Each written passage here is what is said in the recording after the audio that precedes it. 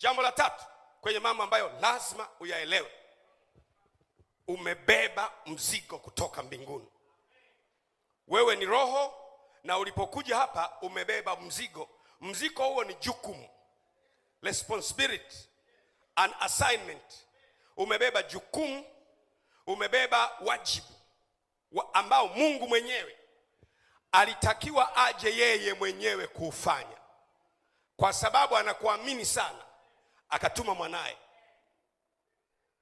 Nisikilize vizuri.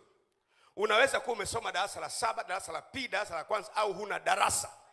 Hiyo haina umuhimu wowote. Mungu alitaka yeye mwenyewe aje, na alitaka mimi mwenyewe kuja. Nikaamua nimtume mwanangu Baraka, mwanangu nenda. Na alitaka mwenyewe kuja, nikaamua kumtuma mwanangu Mwangela, mwanangu nenda. Na alitaka mwenyewe niende, nikaamua kumtuma mwanangu Enjo, mwanangu nenda.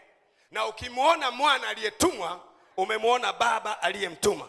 Ukimkataa mwana aliyetumwa, umemkataa baba aliyemtumwa. Wewe umetumwa na baba kwa ajili ya jukumu kuja hapa. Maana yake kazi unayoifanya ni kazi ya baba. Piga makofi kwa ajili ya kazi ya baba. Haleluya.